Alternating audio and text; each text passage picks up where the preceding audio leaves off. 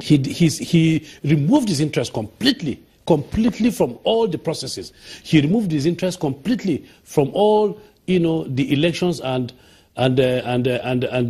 decided that what he's going to do is to give Nigeria the best, to give Nigeria, that, befitting leadership that they need for their sports federation. So, coming back to your question, you will have noticed that after the appeals committee sitting, a lot of appeals, flew in left, right, and center, appealing the decisions of the appeal committee. And definitely, being the kind of man that he is, a man of justice, a man that wants true justice to prevail, he opted that, look, those appeals must be listened to. Those appeals must be heard. Because you see, sometimes when you take a decision at the lower level of arbitration, somebody who is going to appeal the decision, maybe he does not like the decision of the appeals committee. Somebody who may appeal the decision and may be able to come up with fresh evidence, fresh facts, fresh documents that we did not have at the appeals committee level. So at their own level, he is going to study that with his committee members, which included, of course, that NOC president is not a small person in Nigerian sports, and the permanent secretary, Minister of Transport, is not a small person. So they together sat down and looked at all the fresh evidences that were there, that were presented, and they decided that justice must be done. They decided that justice must be served, and they decided that, look, where the appeals committee had it right, they left it. Where the appeals committee had it wrong, they corrected it. And that's why I want to come in, Emmanuel Zira.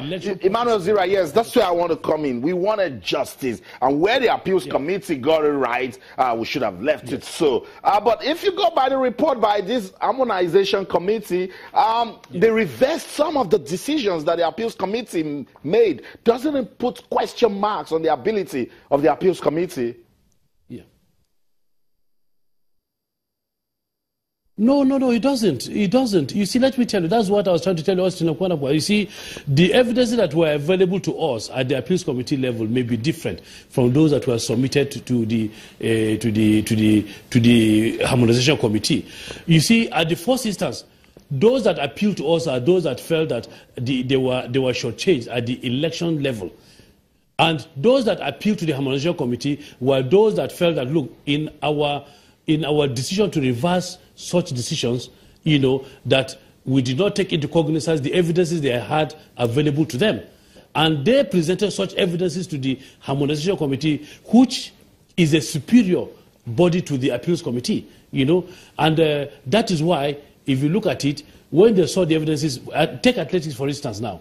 The Athletics Federation election, for instance, they presented a video recording of the entire event that transpired. Those that said they did not participate in the election were discovered that they participated in the election.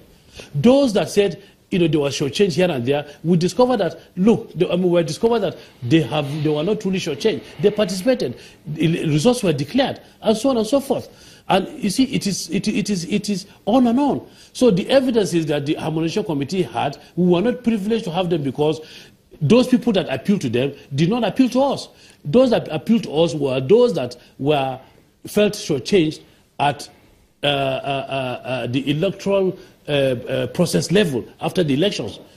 So we took our decisions, believing that, yes, the documents that were available to us were right.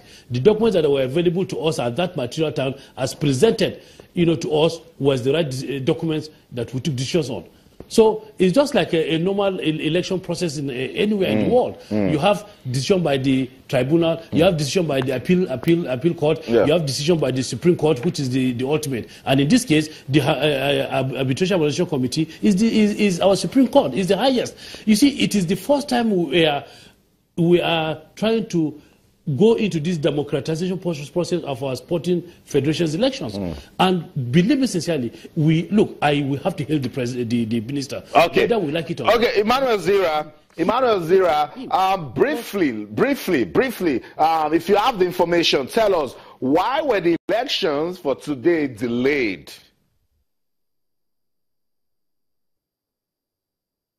No, you see, the elections cannot go on when there are cases on appeal and they have not been heard already. And these appeal cases have not been decided already. So you cannot, for instance now, who knows? if election, if athletics, for instance, conducted election, and the process, the case was already at the harmonization committee level, they were listening to it, they were attending to it, and elections were conducted at that time. Wouldn't it be putting the cart before the horse? It will be putting the cart before the horse, So definitely, first and foremost, the Arbitration Harmonization Committee would have to be done with their work first before we now know what is their decision.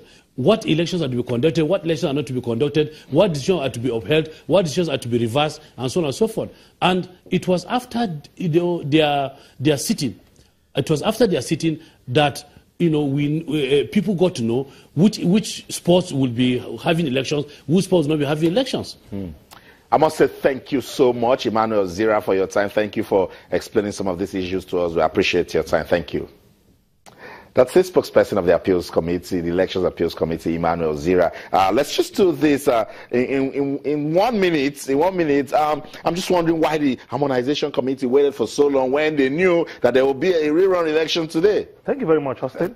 That's one path that I see that the whole process is skewed.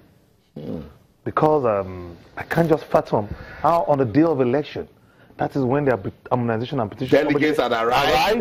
That is when the Harmonization and Petition Committee is sitting to decide the fate of the people. What are we talking about? Now, unfortunately, I saw Emmanuel Zira there. He went on a pre-singing and marathon race for the Minister for Sports. Let me tell you, let's face the facts. Fine, the process, the democratization is called. And we love the intention. The structure of arbitration the intention was very nice. Good. They created an appeal committee. That's right. And now they created an harmonization and arbitration committee. That's the way it should be. But the major problem is that why will you decide the fate of the delegates after they've arrived at the venue? They've expended money on logistics, on accommodation, on transportation. Remember, it was postponed. And it's now the time that you now think that the decision taken by the appeals committee should be reversed. Wow. For how long will we continue to do this in this nation? Questions. To me, he was talking about transparency. That alone, they're not transparent. That process is not fair. We'll pause it right there. Yes, it's getting intense now. We're taking a look at the rerun elections that was done today in Abuja. We'll go on a quick break. When we come back, we'll go back to Abuja. We'll get the other side to this story. Don't go anywhere. Stay.